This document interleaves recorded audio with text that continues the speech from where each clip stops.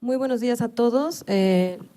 En nombre del Instituto de Investigaciones Jurídicas de Impunidad Cero de la Facultad de Ciencias Políticas y Sociales, le damos la más cordial bienvenida al primer foro sobre impunidad, reflexiones universitarias que se realiza en esta Casa Magna de Estudios. En esta primera mesa, que es la mesa inaugural, tiene como título del tema los grandes problemas de la impunidad en el país. Entonces nos complace tener este podium tan destacado. Voy a leer las semblanzas de los participantes en el orden en el que expondrán sus participaciones. Y a lo largo del día tendremos mesas muy importantes. Después de esta mesa tenemos la mesa sobre impunidad en temas de administración pública y al final acabaremos con el tema de impunidad y corrupción. Así que los invitamos a acompañarnos durante todo el día. Presento a la doctora Mónica González Contró. Ella se desempeña como abogada general de la Universidad Nacional Autónoma de México e investigadora en el Instituto de Investigaciones Jurídicas de esta máxima casa de estudios.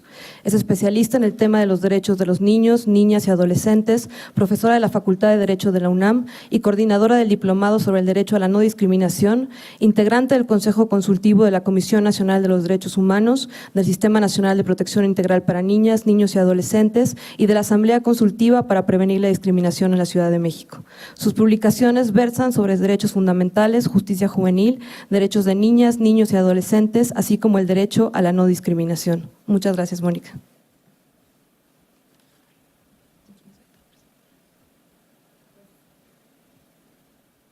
Muy buenos días a todas y todos. Agradezco pues de verdad mucho la invitación para estar participando en este foro sobre un tema tan relevante, tan actual.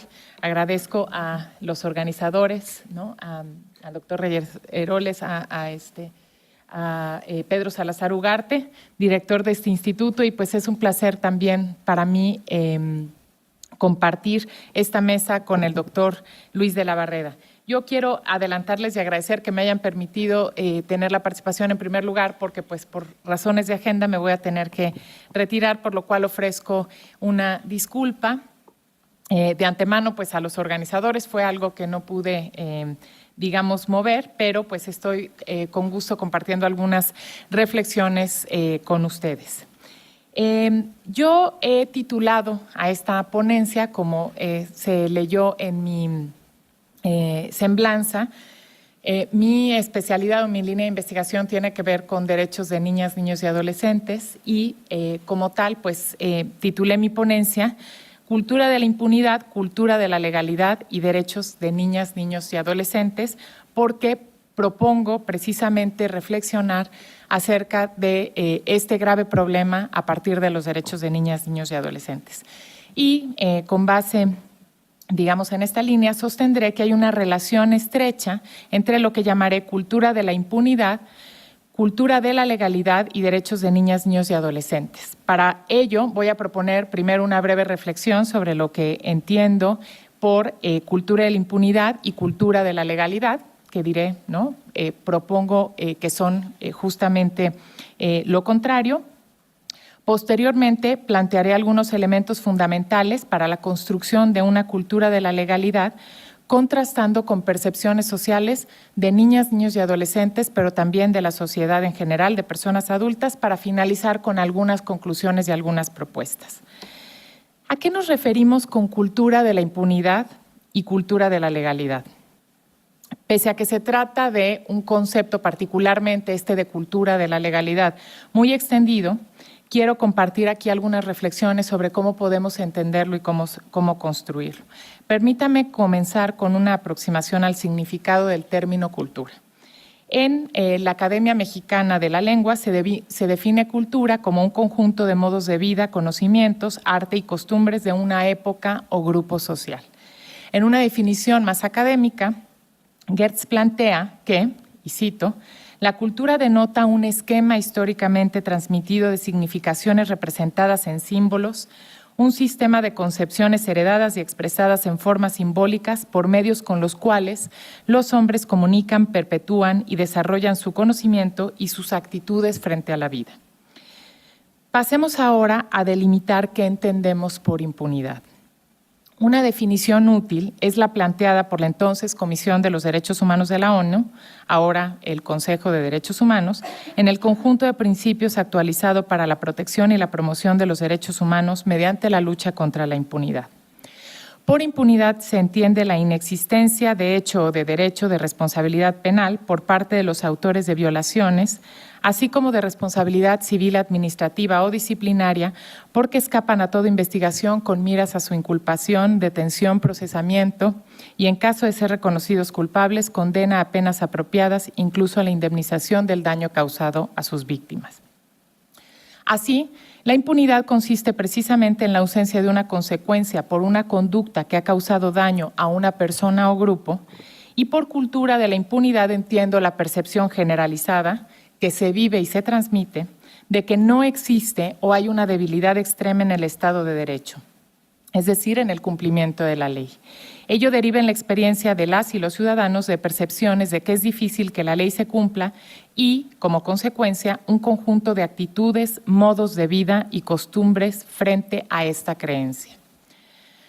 En contraste, podemos entender la cultura de la legalidad como un sistema que se transmite de generación en generación, en el cual el respeto a la norma forma parte de los valores colectivos que suponen una forma de relacionarse y vivir en comunidad.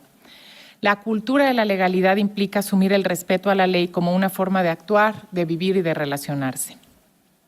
Es importante destacar en este rubro que la cultura es parte de la experiencia de vida de las personas de la comunidad, tal como dice la definición de Gertz.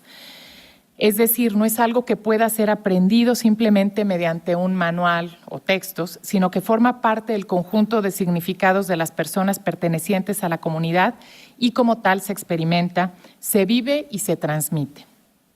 Y es claro, llegados a este punto, que la cultura se aprehende, digamos con H, desde el momento en el que un individuo pasa a formar parte de una comunidad, lo que generalmente ocurre desde el momento de su nacimiento, aunque hay que decir que puede también aprenderse, sin H, cuando una persona se incorpora a un nuevo grupo social y ahí asume sus valores, costumbres y prácticas frente a la legalidad.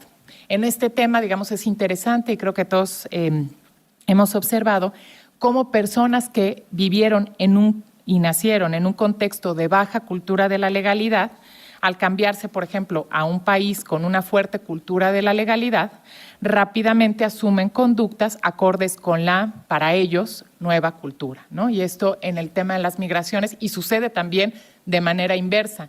Quienes vivieron en países, por ejemplo, prácticas empresariales con una fuerte cultura de la legalidad y se trasladan a países con baja cultura de la legalidad, pues asumen las prácticas rápidamente, ¿no? Existe una estrecha relación entre cultura de la impunidad y cultura de la legalidad. A mayor cultura de la legalidad, mayor cumplimiento de las normas, mayor confianza en las autoridades y mayor cultura de la denuncia. Y por el contrario, a una pobre cultura de la legalidad corresponde un deficiente índice de cumplimiento de las normas, menor confianza en las instituciones y baja cultura de la denuncia. La cultura de la legalidad es lo contrario a la cultura de la impunidad. Lo que quiero argumentar, llegados a este punto, es que la cultura de la legalidad y, por lo tanto, la cultura de la no impunidad debe constituir una parte del contexto en el que crecen niñas, niños y adolescentes si queremos resultados duraderos y a largo plazo. Es decir, la cultura de la legalidad no se asume al llegar a la edad de ciudadanía legal, a los 18 años, sino que se percibe y se vive en el entorno en el que se desarrolla una persona. De ahí la importancia de la infancia y adolescencia en la discusión sobre el tema. Aquí es necesario confesar, ¿no?, que tengo la profunda convicción, aunque sé que este ha sido un tema clásico de discusión en la teoría del derecho, de que la obediencia a las normas depende en la mayoría de los casos de actitudes internas y no del miedo a la sanción. Es por ello que la apuesta a la mano dura, el aumento en los tipos penales, el endurecimiento de las penas y medidas de esta naturaleza no contribuyen a la disminución de la incidencia delictiva, aunque por supuesto la no aplicación de las normas en contextos de impunidad favorece la comisión de ilícitos. Esto de alguna manera queda corroborado en la tercera encuesta nacional de cultura constitucional en México del 2016, que se realizó en este instituto por el Departamento de Investigación Aplicada y Opinión, en donde el 38% de las personas manifiesta que respeta y obedece las leyes porque cumplir la ley nos beneficia a todos, el poco más del 8% para no ser criticado por los demás, mientras que el 23% manifiesta que lo considera un deber moral. Solo el 16.6% lo hace para evitar castigos. Hay algunos factores clave, desde mi perspectiva, en la cultura de la legalidad en niñas, niños y adolescentes, y voy a enunciar algunos que desarrollaré brevemente con posterioridad, para lo cual voy a recurrir, para hablar de percepciones sociales tanto de personas adultas, a algunas encuestas, pero sobre todo a los resultados de la consulta infantil y juvenil que hizo el INE en 2015, dirigida precisamente a niñas, niños y adolescentes. Esta consulta, hay que decirlo, se viene haciendo desde hace muchos años por el INE de manera concurrente a las elecciones. En esta ocasión la tendremos en noviembre y versa sobre distintos temas.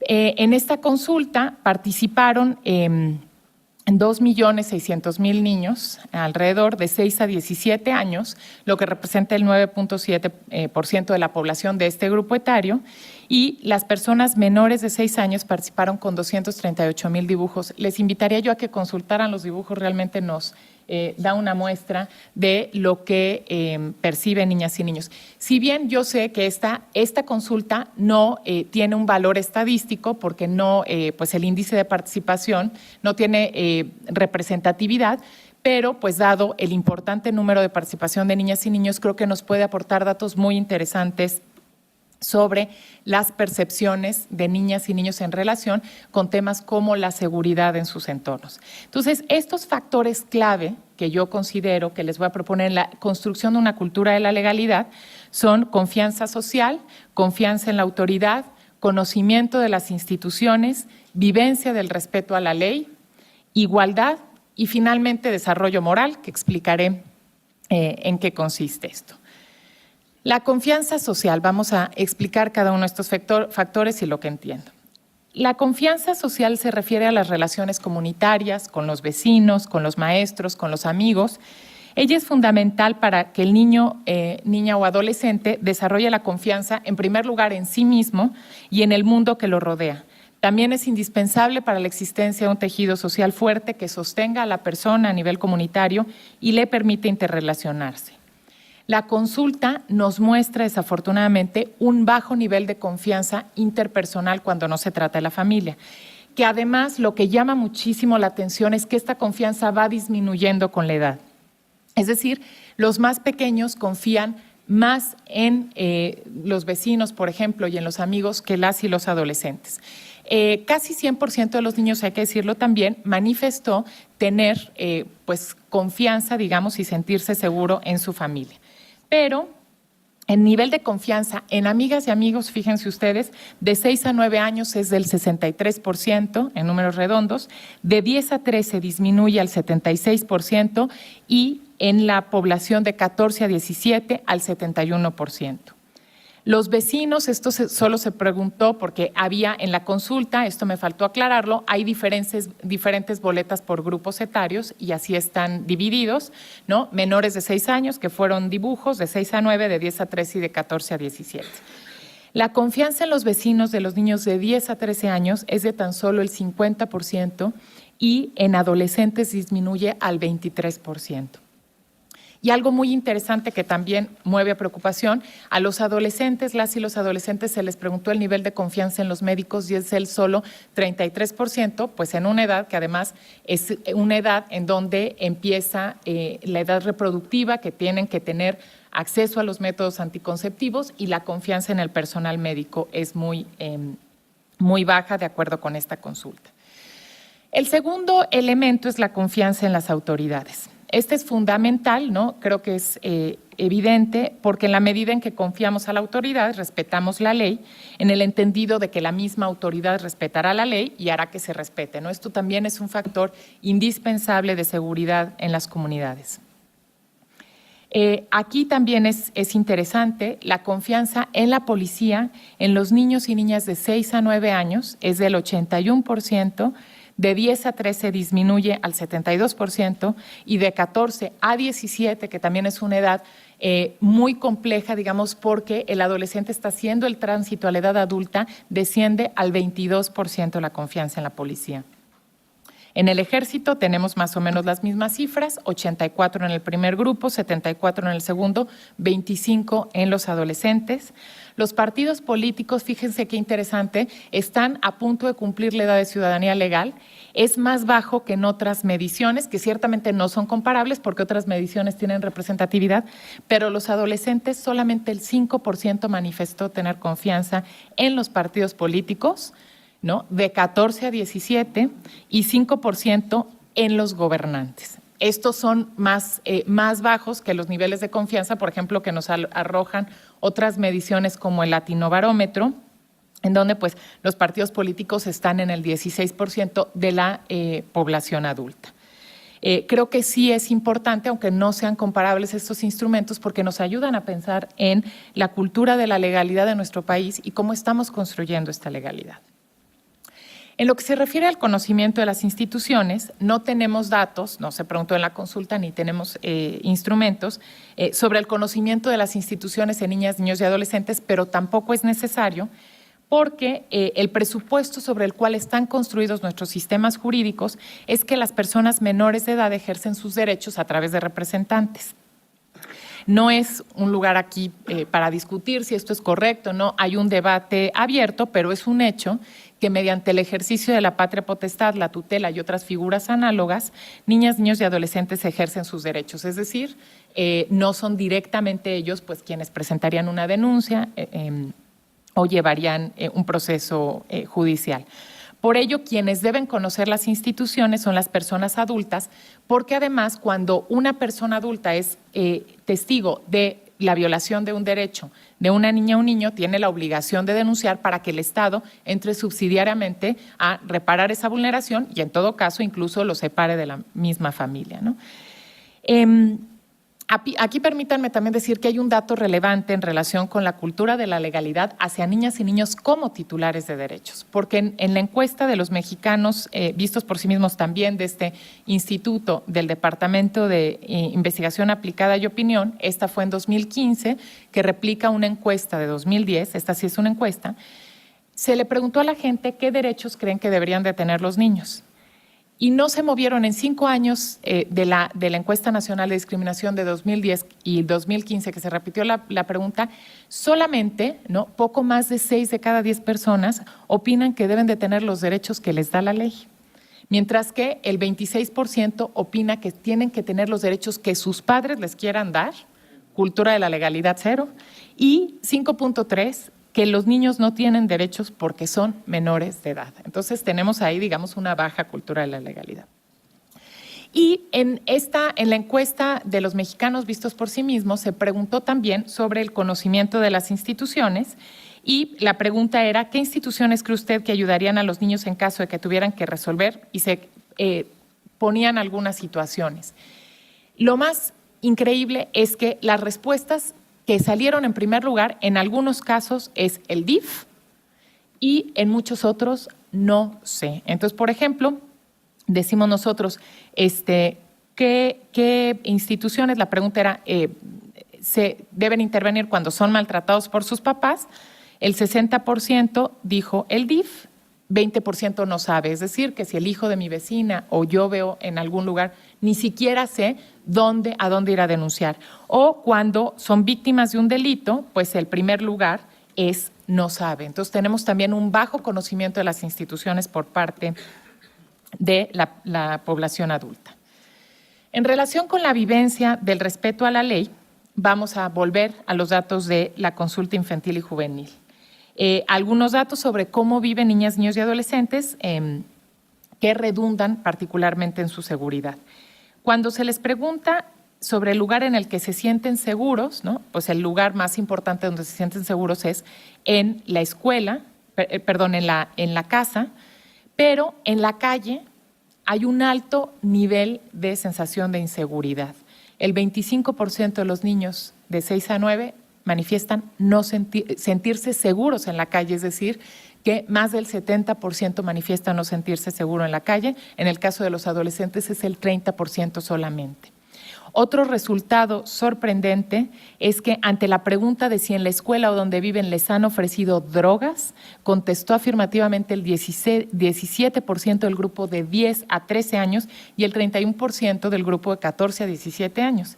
Y alarmante es el 2.6% de los niños de 10 a 13 y el 4% de los adolescentes que contestaron que se les obliga a formar parte de un grupo de delincuentes.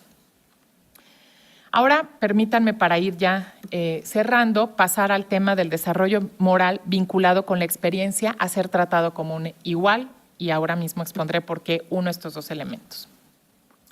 El desarrollo moral es lo que algunos psicólogos del desarrollo han identificado como el surgimiento de una conciencia ética que se vincula directamente con la noción de que las reglas son producto del consenso y la deliberación, y por tanto necesarias y deseables para la convivencia social. El desarrollo moral pasa por distintas etapas, pero hay un momento clave durante la etapa escolar, es decir, como de 6 a 12 años, en las culturas occidentales, desde luego, donde se da el juego de reglas, este juego pues que todas y todos recordamos que experimentamos en la infancia.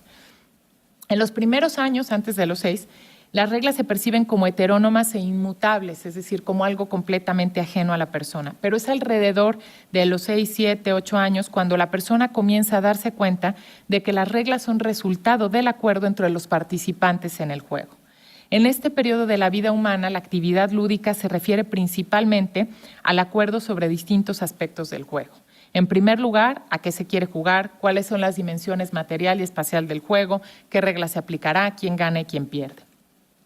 Cuando se dan las condiciones de igualdad entre las partes, el juego de reglas es el espacio por excelencia de la deliberación.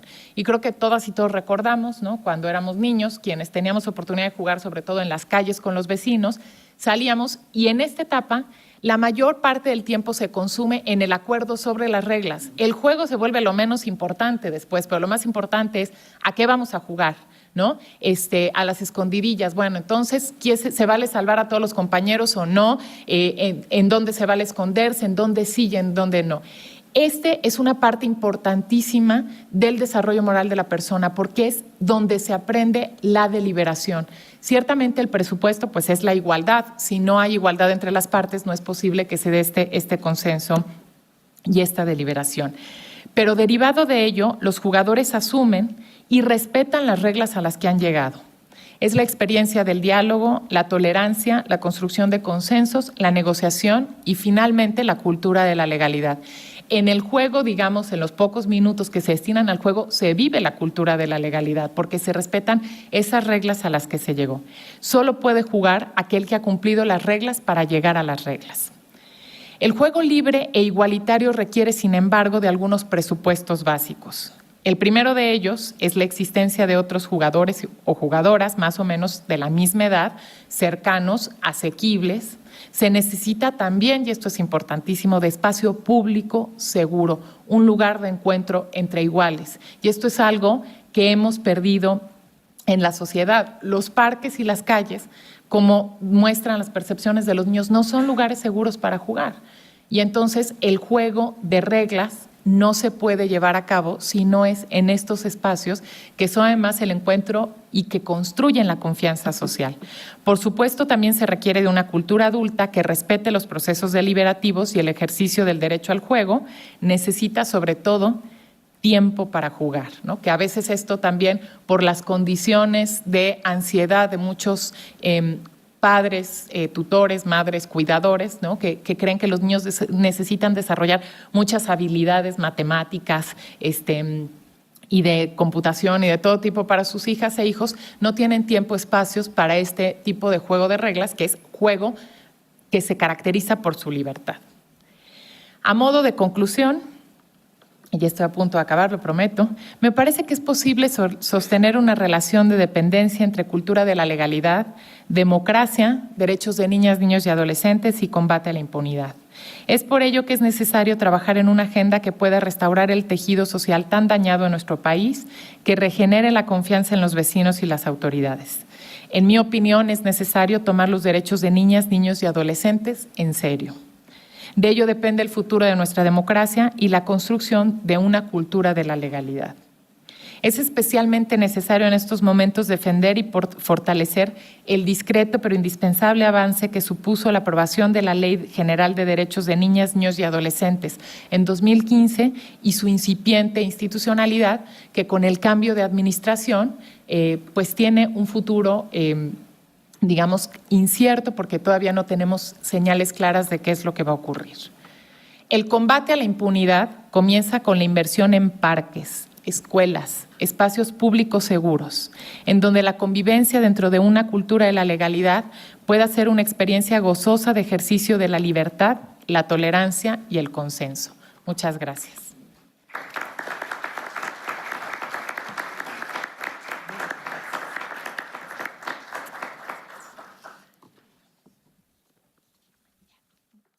Muchísimas gracias, doctora Mónica González Contró. Ahora voy a dar la presentación al doctor Pedro Salazar Ugarte y agradecerle sobre todo por toda la ayuda que nos han dado en el Instituto para organizar este foro. Sin esta colaboración no hubiera sido posible realizarlo. Y empezar a decir algunas pequeñas pistas de por qué organizamos este foro sobre impunidad en la UNAM. Nos parece indispensable que se empiece a analizar con la comunidad universitaria el tema de la impunidad con sus diversas aristas que tocan otros temas, ya sea impunidad con corrupción, impunidad y graves violaciones de derechos humanos, impunidad en ataques a periodistas, porque creemos que si no se entiende en complejidad este problema tan diverso y tan complejo como es la impunidad, no podremos abordarlo. Creo que a todos no nos queda ninguna duda de que estamos viviendo por una crisis de inseguridad y de violencia que nos afecta a todos, y por eso creemos que la UNAM es el primer lugar para empezar este diálogo multidisciplinario y tan urgente respecto a esta temática.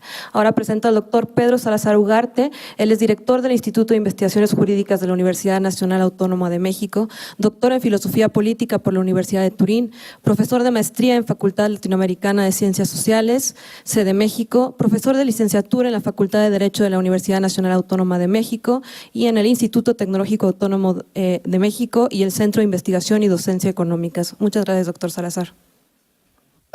Muchísimas gracias, muy buenos días tengan todas y todos.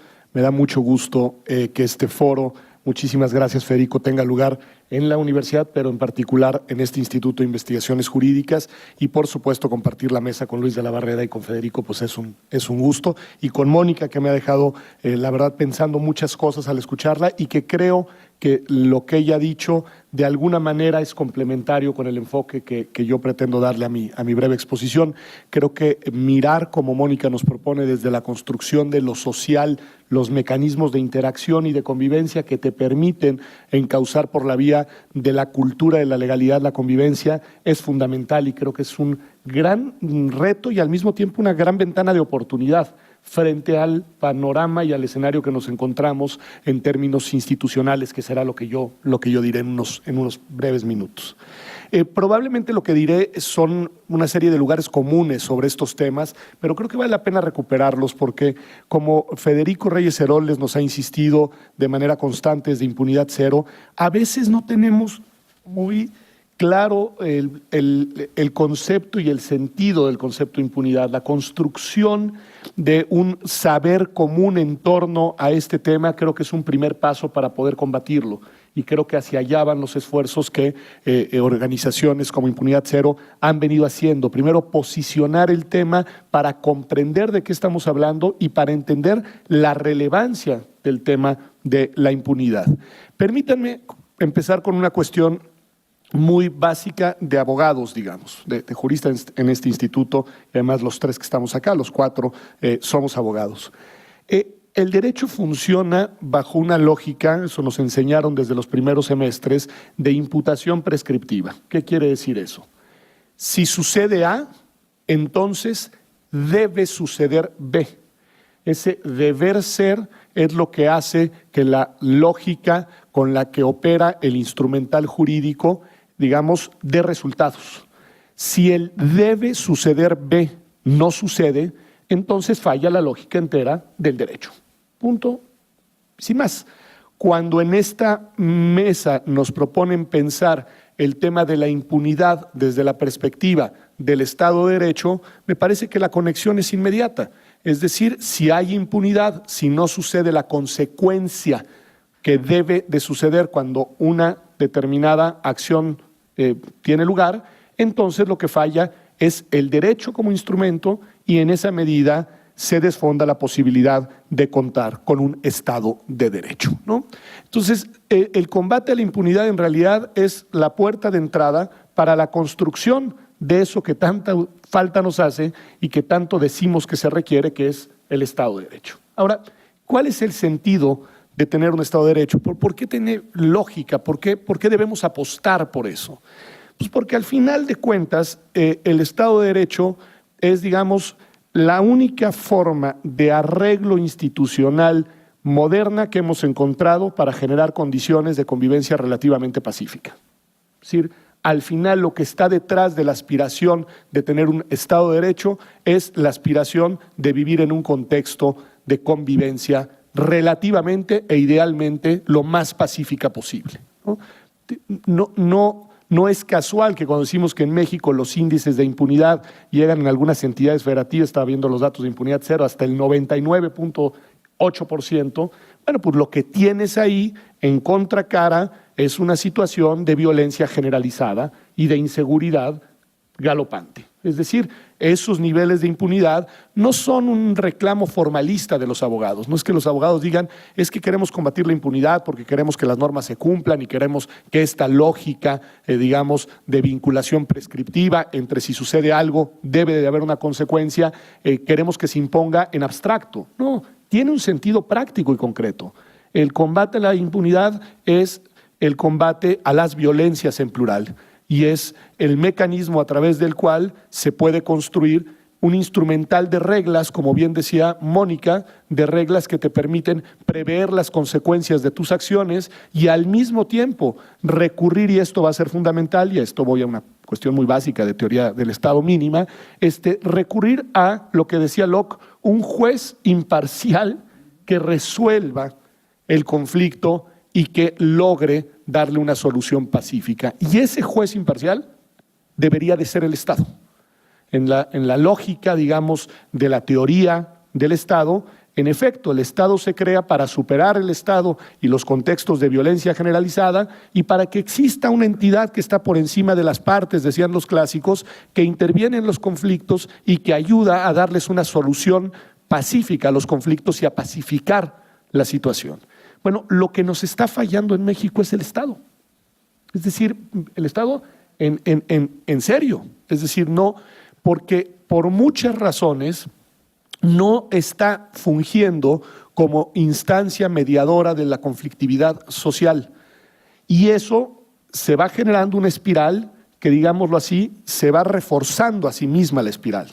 Porque en el momento en el que el Estado falla, la violencia se incrementa, la desconfianza en las instituciones se difumina y entonces la lógica de la solución de los conflictos no se da por la vía institucional. Y cuando los conflictos interpersonales no se resuelven a través de la ley jurídica, déjenme decirlo así, esto lo decían con mucha claridad desde Hobbes en adelante, la ley que se impone es la ley del más fuerte. La ley del más fuerte, que es la que empieza a organizar por fuera del Estado las dinámicas de convivencia colectiva, ya en una situación en la que la opresión, en la que la violencia, en la que la amenaza es la regla y no proviene por parte del Estado, proviene por parte de otros actores sociales que se van apoderando de los espacios de convivencia y que van imponiendo su ley al margen de la ley formal estatal, ¿no? Y eso pues es sumamente grave porque en esa situación pues todos nosotros somos potenciales víctimas de cualquier cantidad de abusos. Y esa es la sensación con la que se sienten los niños, las niñas, y nos sentimos nosotros en nuestras calles, y nos sentimos nosotros en nuestras autopistas, y nos sentimos nosotros en nuestras carreteras, porque hay una potencial vulnerabilidad que está agravada por la ausencia de autoridad y que nos deja en manos de quien quiere imponer su voluntad de la manera en la que le parezca mejor hacerlo. En el Instituto de Investigaciones Jurídicas tenemos dos observatorios muy importantes, tenemos más, pero dos. Uno, quiero además agradecer que esté Fabiola aquí con nosotros y que esté también nuestra secretaria académica Isa Luna, porque fue la impulsora y hoy Fabiola la coordinadora, de un observatorio precisamente sobre corrupción e impunidad. Y ahí lo que han estado logrando hacer es documentar cómo funcionan las redes de corrupción al amparo de la impunidad y cómo la impunidad es un elemento que potencia la corrupción. Y luego tenemos otros observatorios, otros que lo que están mirando es cómo la corrupción impune, lo que termina generando son contextos de potencial violación de los derechos humanos. Es decir, al final te lleva por el terreno en el cual, de nuevo, por esta vía, lo que nosotros queremos construir, que es un Estado de Derecho, se evapora y lo que tenemos es un Estado incivil e indecente en el cual la vulnerabilidad de los derechos de los más débiles es la constante todo el tiempo. El otro observatorio, que de alguna manera, aunque caminan por cuerdas separadas, dialoga con esto y me va a regresar al punto de la vulnerabilidad en la que estás cuando la impunidad impera, es un observatorio sobre desaparición forzada de personas. Se lo tenemos con la Universidad de Minnesota, la Universidad de Oxford, la Flaxo México y Jurídicas. Ese observatorio documenta en campo desapariciones forzadas, no hace inferencias, digamos, estadísticas, va documentando y hemos logrado tener la base de datos no oficial más completa de desapariciones forzadas, por lo pronto en 5 entidades federativas. Los resultados últimos que presentamos fueron resultados en el estado de Coahuila. Lo que uno encuentra ahí es escalofriante, porque en un lapso de un lustro el número de desapariciones se va incrementando y hay patrones de criterios de desaparición que se van reforzando. Por ejemplo, los que más desaparecen son chicos varones, es un 88% si no me equivoco, entre 13 y 18 años. Y desaparecen al estar en el espacio público. Es decir, desaparecen por estar en un parque, por estar en una calle o por estar en un traslado. Esos son los espacios de desaparición constante. Y eso está sucediendo hoy, ¿eh? Esto no se ha detenido. Esto está sucediendo hoy con un altísimo grado de impunidad. En el caso de las chicas, en su mayoría desaparecen de sus casas y todas con patrones de edad y fenotipos similares. Eso sucede hoy en el estado de Coahuila, estamos documentando Nuevo León, estamos espantados y espantadas con lo que estamos viendo en Veracruz y ya empezamos los levantamientos en Guerrero. Bueno, esos son datos digamos, palpables de los efectos de la impunidad, de lo que sucede cuando el Estado, por una u otra razón, hace una de estas dos cosas a las que me voy a referir ahora. Uno, o se repliega y deja a otros actores el control de la sociedad, digámoslo así, o cuando el Estado se endurece. Y entonces el Estado, ante su propia incapacidad de dirimir los conflictos de manera institucional, pacífica, ordenada, a través de los juzgados, de las investigaciones y demás, el Estado reprime. Es decir, la debilidad del Estado lo lleva a ser un Estado violento. Esto desde nuevo, los clásicos lo decían con mucha claridad, decían, el peor de los mundos es entre el Estado omiso y el Estado arbitrario, autoritario. Porque lo que se debe construir en medio es un Estado civilizado, un Estado civil, un Estado que a través del derecho administre la convivencia entre las personas. Si no, en los otros dos extremos, la alternativa se llama violencia. Violencia por incapacidad estatal o violencia por exceso estatal. Y en medio de esa violencia, las que quedamos atrapados, somos, como lo somos de hecho, todas y todos nosotros, y como estamos hoy. Así que esto que plantea Impunidad Cero, este tema no es un tema baladí, no es un tema menor, es un tema estructural de la construcción de las condiciones que nos permitan recuperar una convivencia aceptablemente pacífica. ¿Qué hay, digamos, como consecuencia cuando esto sucede? Y lo hemos visto y lo hemos vivido todos, y Mónica creo que lo decía muy bien, lo evidenciaba muy bien con sus cifras. Lo que se va erosionando es el tejido social. Lo que se va erosionando es la confianza. Lo que se va erosionando es la disposición de las personas a coexistir con los otros de una manera interactiva en el espacio público. Mauricio Merino lo dice muy bien, veía las notas que me hicieron favor de traerme, me lo dice muy bien. Al final la impunidad es la expropiación del espacio público por parte de los intereses privados. de los intereses que pueden ser intereses de la delincuencia, del crimen organizado, de los abusivos, de tal. Ahí es lo que está, que es algo muy parecido a lo que es la corrupción. Es el secuestro de lo público para beneficio de unos cuantos. Se pierde el sentido de lo público. Y piensen si no, hemos ido perdiendo los espacios públicos, nos hemos ido replegando de los espacios públicos. Hace algunas semanas había una discusión aquí entre directores del subsistema de humanidades que venturosamente ha prevalecido una opinión que creo que es la adecuada, de cómo evitar la inseguridad en esta zona del campus universitario, y una de las propuestas era crear una barda perimetral, a la cual yo me opuse totalmente, porque dije, ya es cuando perdiste, ya es cuando entregaste, ya es cuando, además el mensaje que le lanzas a las estudiantes y a los estudiantes es que este no es su espacio, que no pueden venir. Además, cuando uno pone una barda no debe pensar solo en quién se te puede meter, sino en cómo te vas a salir.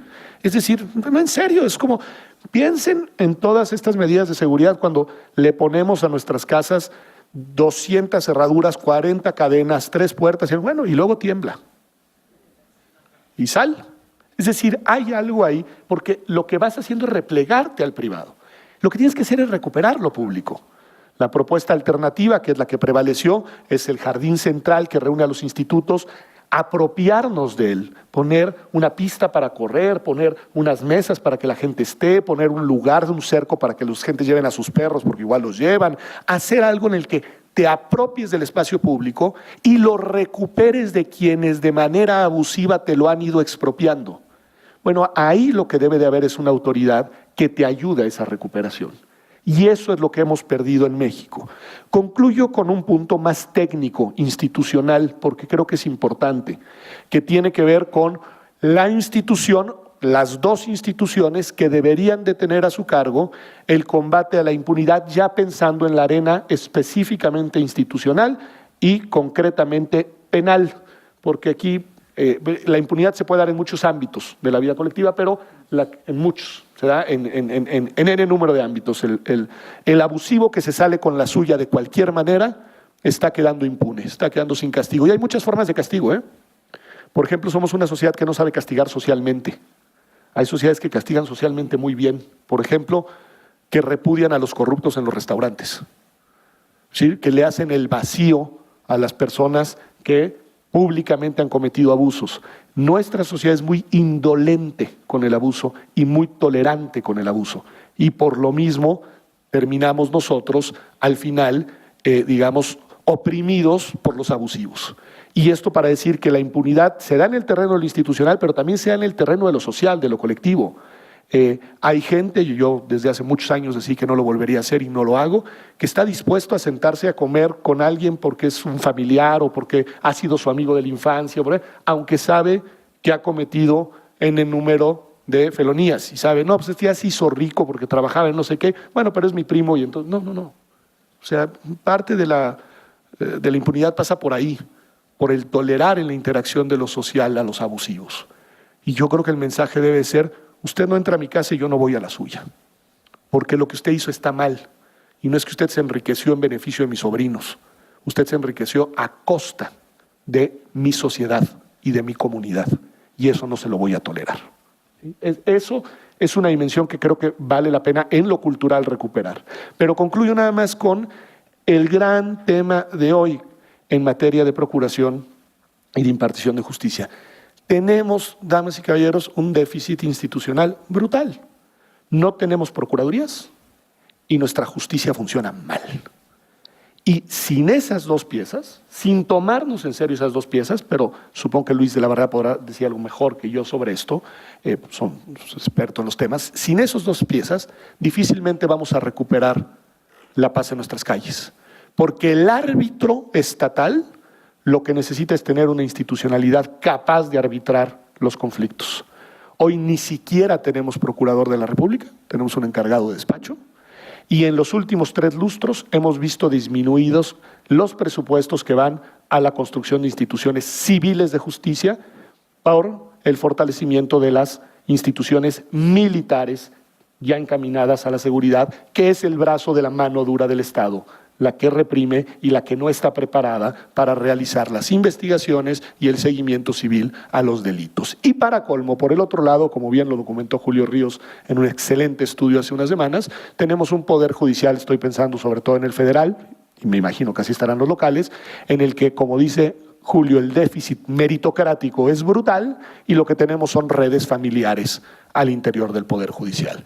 Concluyo con una imagen que me quedó en mente después de leer el estudio, que tiene además su origen en una investigación muy valiente del consejero Felipe Borrego de la Judicatura, y que nos da, por ejemplo, el dato de las redes familiares por circuitos judiciales. En el caso del estado de Durango, en un solo circuito judicial hay más de 25 familiares. La imagen que a mí me venía a la mente es muy sencilla. Tu asunto se va a decidir en la comida del domingo. Si te peleaste con uno de los familiares, estás perdido. Si te llevas bien con todos o malamente compraste a uno, tu asunto va a salir, porque en todo el circuito una familia va a decidir tu asunto judicial. Bueno, eso lo toleramos. Eso hemos permitido que suceda. Eso está documentado. Esos son datos duros. Eso es el camino que conduce a la impunidad. Muchas gracias.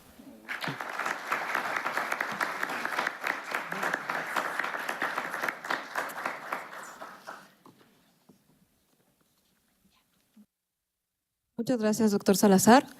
Y justo retomando lo que dijo al final, los queremos invitar porque mañana tenemos justo la mesa sobre impunidad, tanto en procuración de justicia como en impartición de justicia, y contaremos con la presencia de Julio Ríos, quien nos explicará este estudio que elaboró respecto al nepotismo en el Poder Judicial, así que los invitamos a consultar el programa completo de este foro en www.impunidad0.org. Ahora doy la palabra a Federico Reyes Heroles. Es reconocido escritor y comentarista político, fundador de la revista de circulación nacional Este País, con más de 25 años de vida.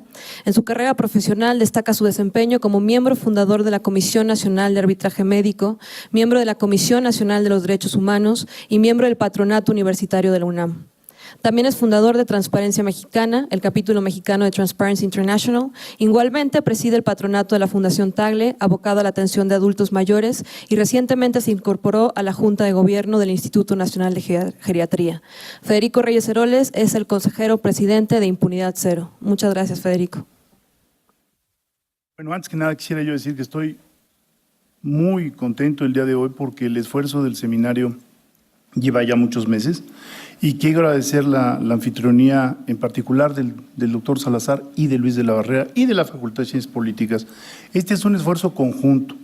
¿Por qué? Porque el problema es de tal dimensión que si no entramos con sinergias institucionales, difícilmente vamos a poderlo poner en la agenda y poder tener resultados de qué es lo que se debe de hacer para corregir esto que, como muy bien ha señalado el doctor Salazar, es el vínculo entre la ley y el establecimiento del Estado de Derecho, es ese deber de que ocurra algo. Lo que no podemos hacer es fingir demencia frente a la normalidad de México, que es que no ocurra nada, ni siquiera en homicidios dolosos.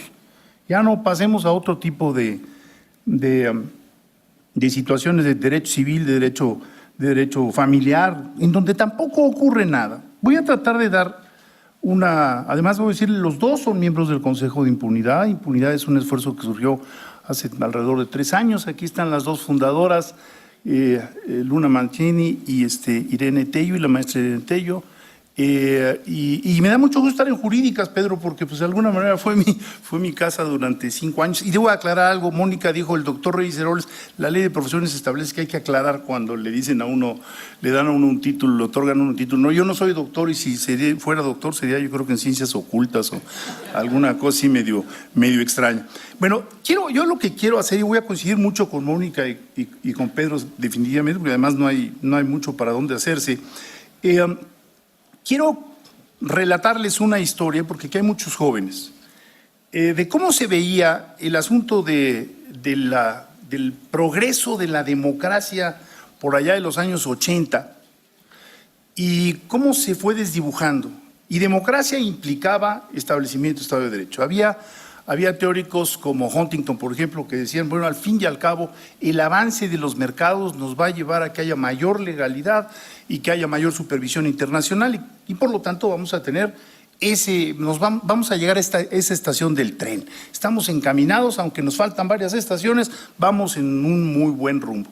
Sin embargo, pues empezó a haber tropiezos en la construcción de la democracia a nivel internacional. Por fortuna contamos con instituciones como Freedom House, que es una institución creada por la viuda de Roosevelt, que se dedica a medir las libertades en el mundo y empezó a seccionar las libertades y decir, a ver, bueno, vamos a ver cuántos países en el mundo son democráticos. Puso una serie de categorías y después dijo, a ver, cuántos ciudadanos en el mundo viven en democracia. Y todo iba para arriba y todos estábamos felices hasta que empezaron a haber estas excepciones que dejaron de ser excepciones y empezaron a volver una curva de normalidad muy preocupante. De tal manera que les puedo decir que, digamos, el ascenso terminó por ahí de los años 90, mediados de los años 90, y empezó a haber reflexiones sobre cuáles eran los problemas de esa construcción de la democracia. Les puedo decir, por ejemplo, que en el último corte de 1950 al año 2000 hay una disminución del número de países y de la población mundial que vive bajo democracia. Es una disminución del 72% al 68%, pero es un declive cuando veníamos con los velámenes llenos. Y lo mismo ocurre también cuando mide uno las libertades en el mundo. En el año 2006, la gente que se consideraba, Freedom House tiene unas categorías que si Aristóteles las escuchara, a lo mejor se revolcaría en su tumba, porque tiene dejo las definiciones de libre, después no libre, y después tiene una intermedia que es parcialmente libre, ¿no? Eso para Aristóteles sería intransitable.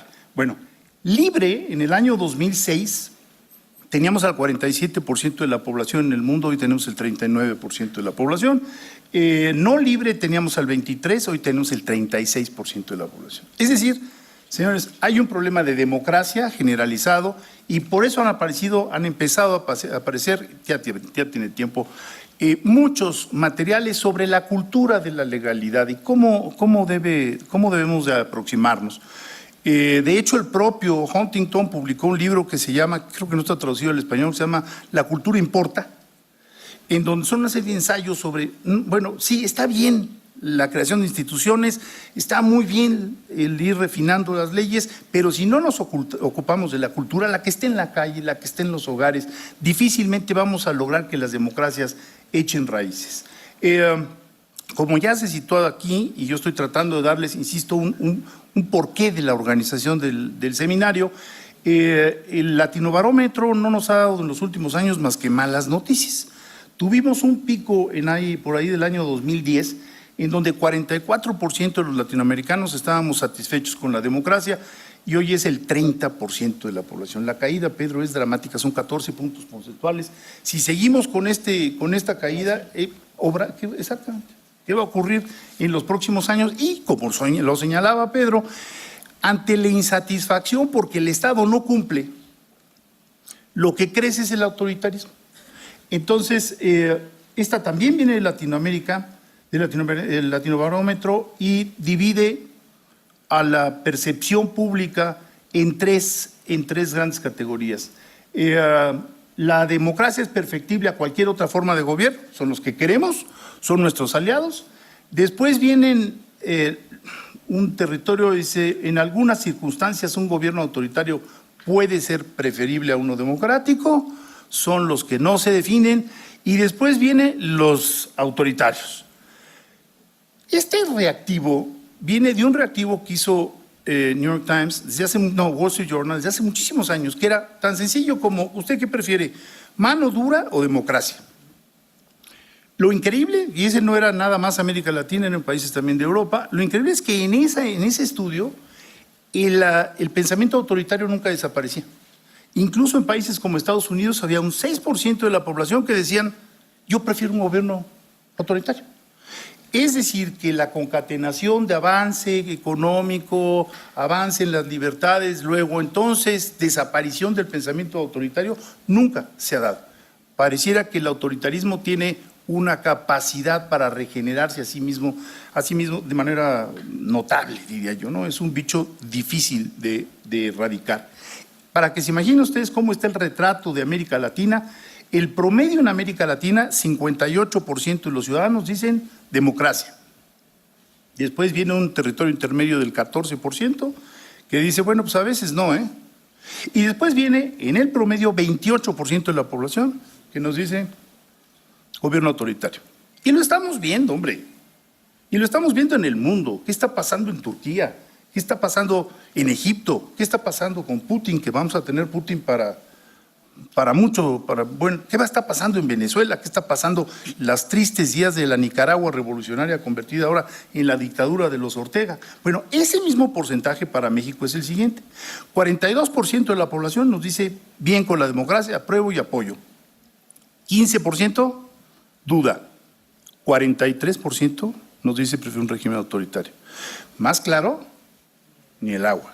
O sea, no hemos logrado avanzar en la cultura democrática, no hemos logrado echar raíces en la cultura democrática, y eso supone revisar los contenidos que se dan en las escuelas públicas y privadas, revisar las actitudes que, como bien señalabas, en las familias son muchas veces tolerantes o indolentes al autoritarismo. Por ejemplo, estas situaciones familiares en donde las mujeres solo se encargan de servir y no deben de hablar en las sobremesas, siguen siendo una realidad en muchas familias. Siguen siendo una realidad y eso supone una discriminación de género brutal. Ahora, ¿qué ha pasado con la democracia en México? Ahora, con motivo de las elecciones, se ha hablado mucho de ello. Bueno, pues los satisfechos con la democracia son solo el 18% y los insatisfechos son el 82%.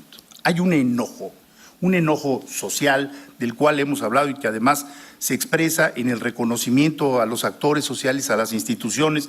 Yo les podría decir, en realidad, las instituciones que son aprobadas, que reciben palomita, pues son las universidades públicas, son los compañeros de trabajo, los hospitales públicos. Las reprobadas, en orden decreciente, son los sindicatos, las policías, los gobiernos estatales, el Ministerio Público, el gobierno federal, y en el sótano están las cámaras de diputados y los partidos políticos. O sea, por debajo incluso de las policías. Bueno, ya es una competencia complicada estar por debajo de las policías. Esto lleva así ya muchos años, ¿eh? No hay novedad. Hay ratificación de que la percepción sobre los partidos políticos es terrible. Y vaya que tenemos motivos, ¿no? Y va a la baja. Ahora, recientemente, Alejandro Moreno, que es fue quien llevó la encuesta mundial de valores en México durante muchos años, ahora está en el Financiero, nos dio a conocer un dato terrible. Esto tiene un par de semanas, es de septiembre 26. La pregunta es muy sencilla, los mexicanos, ¿tiene usted confianza en los otros mexicanos? Bueno, pues 11% dice sí, 89% dice no. Bueno, y ha ido creciendo. Venimos del 67 y ya estamos en el 89%. Es decir, traemos un problema muy serio. Y un problema que tiene que ver con autores. Ahorita que hablaba Mónica de lo del espacio público, hay un autor en desuso que escribió un libro, un austriaco, que escribió un libro sobre la sociología del juego.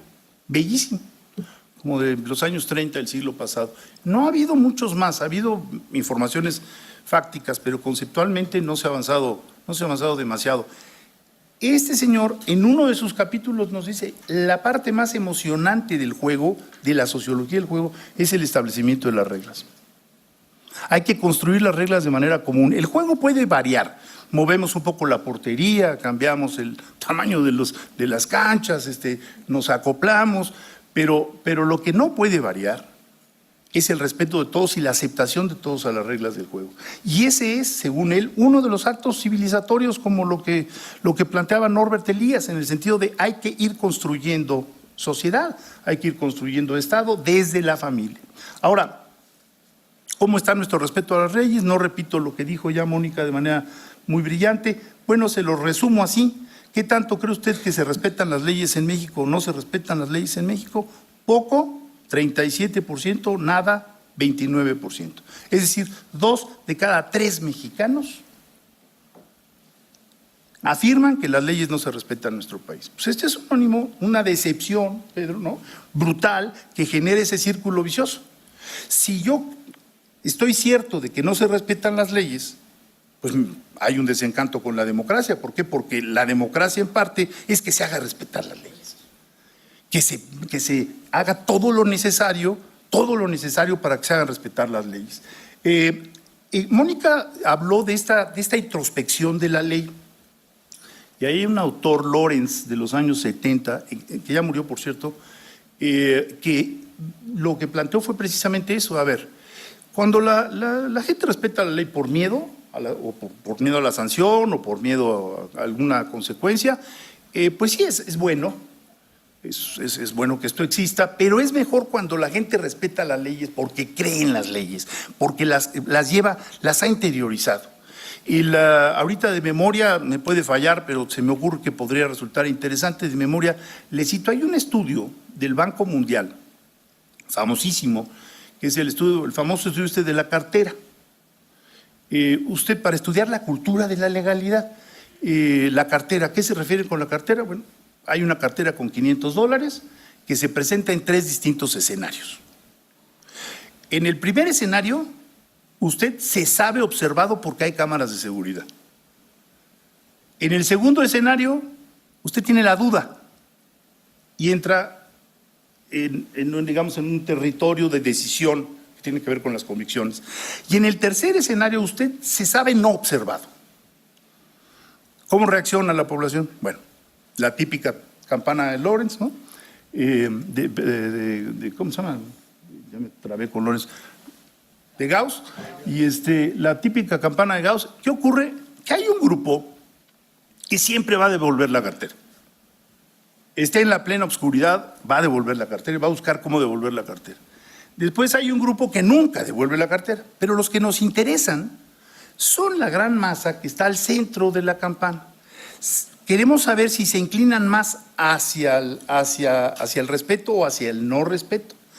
Este estudio tuvo tanto éxito que se reprodujo a nivel nacional. No fue hecho en México, pero sería muy interesante hacerlo, porque además es estadísticamente hablando bastante fácil implementarlo. Ahora, ¿qué falta? ¿Qué es lo que nos falta? Que al fin y al cabo en impunidad le damos vueltas y vueltas y vueltas. No me voy a tener ya, porque lo hizo Mónica, en los espléndidos estudios que tiene este Instituto sobre Cultura de la Legalidad, en la investigación aplicada, que ha dado resultados notabilísimos para todos los que por razones profesionales nos dedicamos a esto. Me lo voy brincando, pero ¿qué tan malo es violar la ley, por ejemplo? Se acerca a lo de Lawrence. ¿Qué tan malo o bueno puede ser violar la ley? Hay quienes dicen terrible y hay quienes dicen, bueno, pues depende, ¿no? Depende. Por ejemplo, hay otros reactivos aquí muy útiles sobre la aplicación de justicia a mano propia. Altísima. Es altísima. ¿Por qué? Bueno, pues si voy en una pecera, es la 4ª vez que me asaltan y no hay ninguna consecuencia, pues entonces hay ya un sentimiento dentro de la pecera de tenemos que reaccionar así. Me recuerda mucho aquello que decía Tocqueville, ¿no? Que al fin y al cabo, el Estado lo llevamos en la mente. A la soberanía la llevamos en la mente. Depende de cómo reaccionemos frente a los asuntos. Nos desnudamos en el momento en que reaccionamos. Y entonces reaccionamos de manera solidaria y delatamos que el niño acaba de ser golpeado, o reaccionamos de manera tolerante y decimos, pues, como no sé, mejor me callo y es mejor fingir demencia y volteo la mirada para otra parte. Ahora, ¿qué hacer? Y ahí yo creo que estamos en un momento muy importante. No se han canalizado los recursos para llegar a los mínimos para que haya un cumplimiento del Estado de Derecho. Mínimos implica policías por 10,000 habitantes o por 100,000, como lo quieran ustedes poner. Mínimos implica tener los investigadores para poder contender con los múltiples casos que se van presentando cotidianamente, y mínimos implica tener jueces suficientes, bien preparados, con garantía de estabilidad laboral, que nos permitan saber que habrá una aplicación de la ley. A ver, les doy algunos datos. Estos vienen de la Universidad de las Américas, del Índice Global de Impunidad. En Croacia, nada más 2 ejemplos. En Croacia hay 45 jueces por cada 100,000 habitantes. En México hay 4. Bueno, pues así quizá digo, prendiendo una veladora o algunas veces, ¿no? Pero para los que son creyentes, pero así no vamos a resolver mucho las cosas. ¿Y qué es lo que ocurre? Una sobresaturación de los cerezos, entre otras cosas. ¿Por qué? Pues porque no hay suficientes jueces que lleven adelante, incluso en casos como homicidios dolosos. El año pasado tuvimos 25,000, no 17, 25,000, va a ser el pico. Hemos tenido años de 12, 10, por ahí hemos andado en la última década y media. El problema es que el número de sentencias de homicidios dolosos no se mueve y son 4,500 anualmente. Esto quiere decir que hay guardados, haciendo numeritos muy sencillos, pues hay guardados alrededor de 150,000 personas en las cárceles mexicanas esperando sentencia. Y debemos partir del supuesto de que muchos de ellos son inocentes, ¿no? Pueden ser. Entonces, ¿cómo vamos a estar satisfechos cuando tenemos esta estabilidad? Lo de abajo son las sentencias. Es increíble. Por eso el enojo, pues claro que estamos enojados además con mucha razón. Y eso es lo que nos lleva, entre otras cuestiones, a decir la democracia no funciona. Y eso sí es muy riesgoso, muy peligroso, porque pues tampoco se ha inventado algo alternativo al Estado liberal de derecho que nos permita garantizar, claro, autoritarismo, vida pública, que nos permita garantizar convivencia en libertad.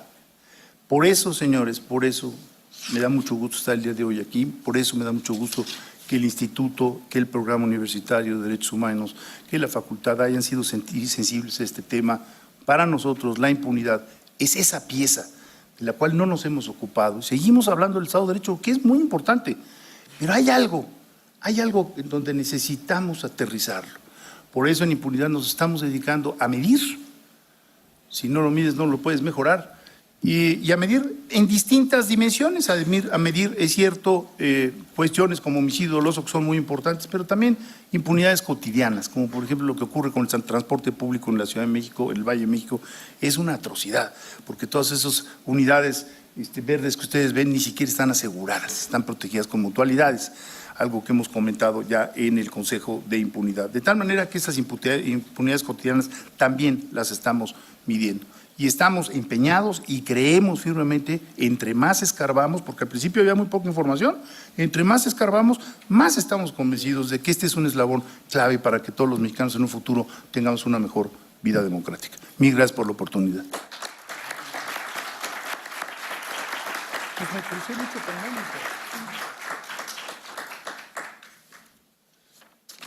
Muchas gracias, Federico. Y ahora presento a nuestro último ponente, el doctor Luis de la Barreda, y también un agradecimiento muy especial al Programa Universitario de Derechos Humanos, que es coordinador de este foro sobre impunidad, reflexiones universitarias. El doctor Luis de la Barreda es fundador y coordinador del Programa Universitario de Derechos Humanos de la UNAM. También fundó el Instituto Ciudadano de Estudios sobre la Inseguridad, fue director general de la Comisión de Derechos Humanos del Distrito Federal y visitador penitenciario de la CNDH. Es investigador del Instituto de Investigaciones Jurídicas de la UNAM, miembro de la Academia Mexicana de Ciencias Penales, profesor de la UNAM y de la UAM. Miembro del Sistema Nacional de Investigadores, colabora con una columna semanal en el Excelsior. Sus artículos sobre justicia penal y derechos humanos se han publicado en revistas o libros colectivos de Argentina, Colombia, España, Panamá, Venezuela y México. Muchas gracias, doctor de la Barreda.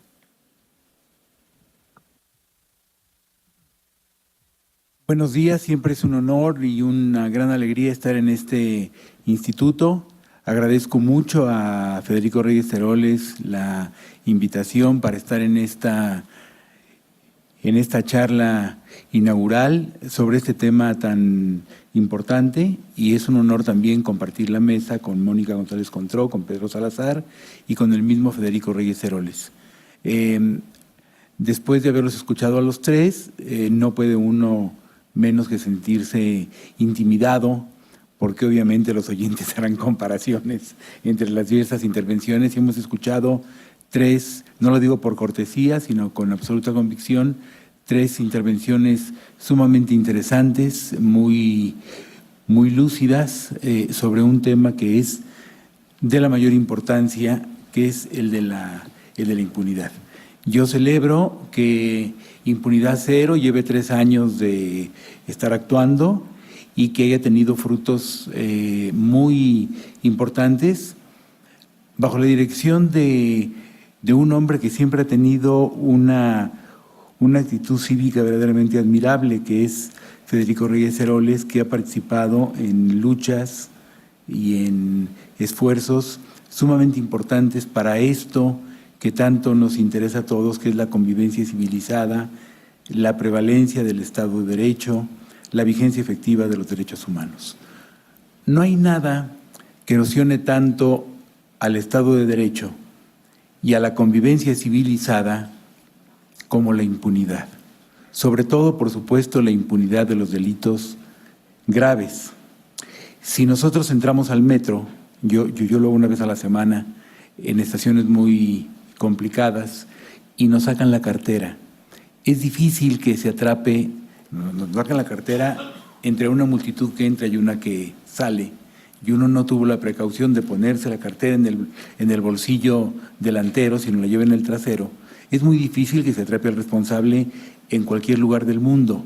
Lo grave, lo verdaderamente grave, es que delitos como los homicidios, como los secuestros o como las violaciones permanezcan en un gran porcentaje en la impunidad.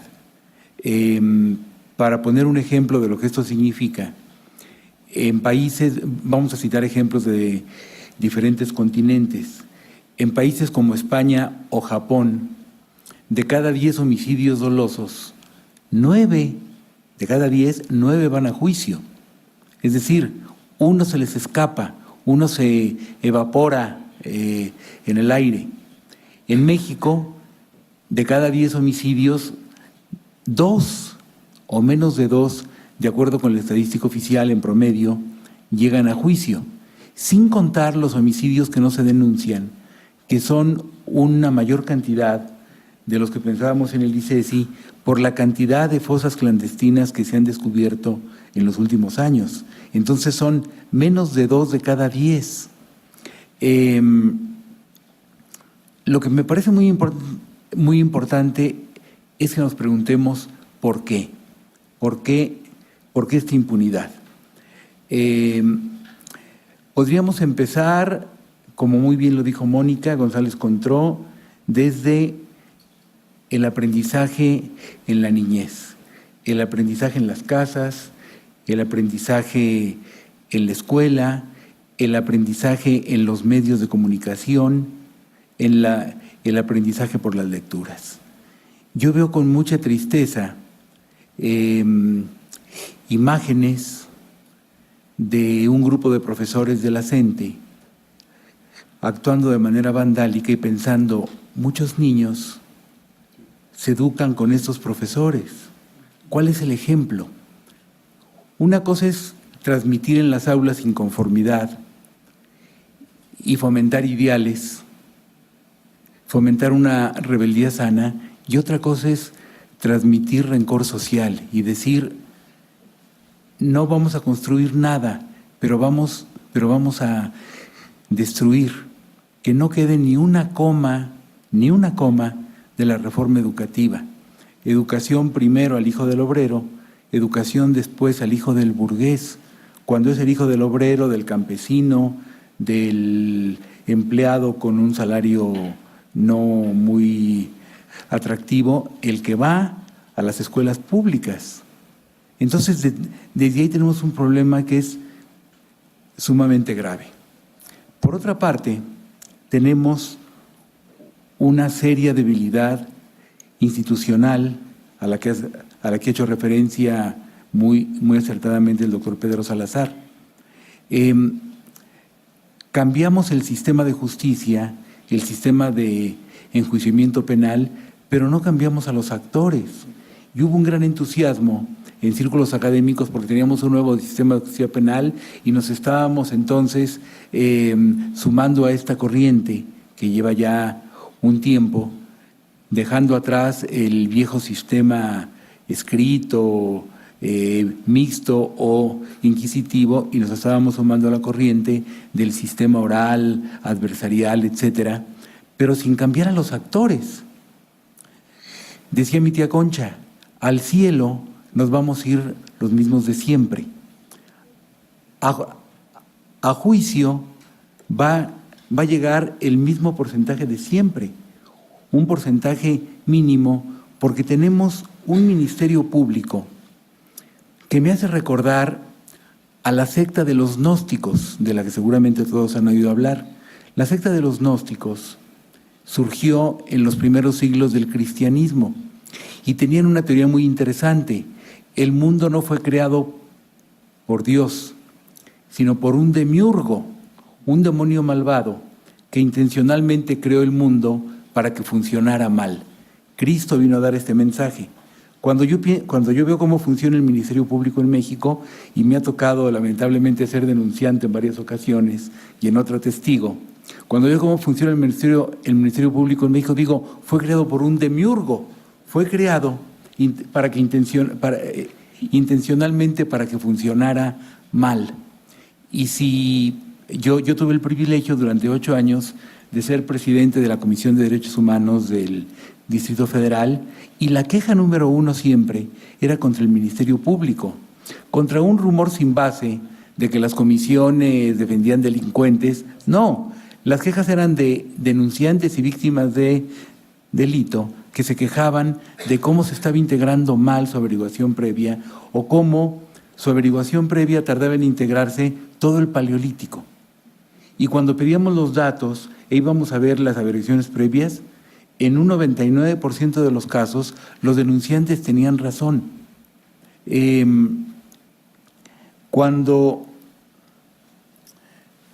qué decir de las policías? Tampoco tenemos policías con el grado de profesionalismo, con el grado de calidad que requerimos para enfrentar un fenómeno muy complejo. Cuando el presidente Calderón echó manos de las Fuerzas Armadas para combatir a la criminalidad organizada, desde el primer momento se planteó que esto era mientras se formaban policías de alto nivel profesional, y estas policías nunca se formaron. Obviamente en esto hay responsabilidad del gobierno federal, pero también de los gobiernos de las entidades federativas. Y en los inútiles diálogos por la seguridad que encabezó el propio presidente, hubo oportunidad de decirle, bueno, y en el Consejo Nacional de Seguridad Pública está el presidente y todos los gobernadores, y había el compromiso de que lo que ahí se decidiera se llevaría a la práctica. Bueno, ¿y se están formando esas policías? ¿Cuál es el salario de un policía mexicano en promedio? ¿Cuál es su preparación? ¿Cuáles son sus incentivos? ¿Cuál es el aprecio social que se les tiene? Entonces, hay una debilidad institucional y un vacío de autoridad que, como ha dicho Pedro Salazar, no queda vacío, lo llena, lo ocupa el crimen organizado. Y ahora, en el discurso del inminente gobierno, no ha habido una sola palabra sobre la necesidad de trabajar muy en serio para formar ministerios públicos y policías con alta calidad profesional, confiables, eficientes, eficaces. Lo que ha habido es una propuesta de amnistía que no sabemos exactamente en qué consista, porque un día se nos dice consiste en liberar a estos, otro día se nos dice consiste en liberar a estos otros, un día se nos dice amnistía no es impunidad, aunque amnistía significa, todos lo sabemos, incluso sin haber estudiado Derecho o Ciencia Política, que amnistía es olvido total, es extinción de la acción penal y liberación de los condenados. Si la amnistía se está pensando para liberar a quienes han degollado, secuestrado, extorsionado, sería una abdicación deshonrosa del Estado y sería completamente contraproducente, porque las amnistías se plantean cuando hay un conflicto armado entre dos bandos, cuando hay un movimiento que quiere derrocar al gobierno en turno, y al final, para pacificar, se logra un acuerdo, una amnistía, hay impunidad, necesariamente hay impunidad, pero es para pacificar. Cuando hay una proliferación de grupos delincuenciales, ¿con quién se va a negociar? ¿Cuál es la garantía de que los criminales que salgan de las cárceles se van a volver buenos ciudadanos y se van a conformar con un salario mediano? Me parece una cosa muy grave que en los foros por la pacificación las víctimas hayan dicho no al perdón, queremos justicia, y que el presidente electo haya dicho todo el tiempo no, olvido no, pero perdón sí, y que se hayan suspendido sin dar otra explicación, sino la muy inverosímil de que es para sistematizar las propuestas. Creo entonces que el trabajo para combatir la impunidad parte efectivamente, como lo decía Mónica, desde la infancia, mostrar una cultura de apego a la legalidad, enseñar con el ejemplo, tiene que ver con recuperación de espacios públicos, tiene que ver con esto que decía Federico tan importante, los valores que nos hagan ver que hay que apegarse a la legalidad, no solamente por temor al castigo, sino porque lo llevamos como una convicción ética y tiene que ver con una reconstrucción institucional. Si lográramos abatir la impunidad en una medida considerable, estaríamos dando un paso importantísimo en el avance del proceso civilizatorio. Lo que hoy estamos viviendo es ética y socialmente inhabitable. De nuevo, Federico, Pedro, muchas gracias.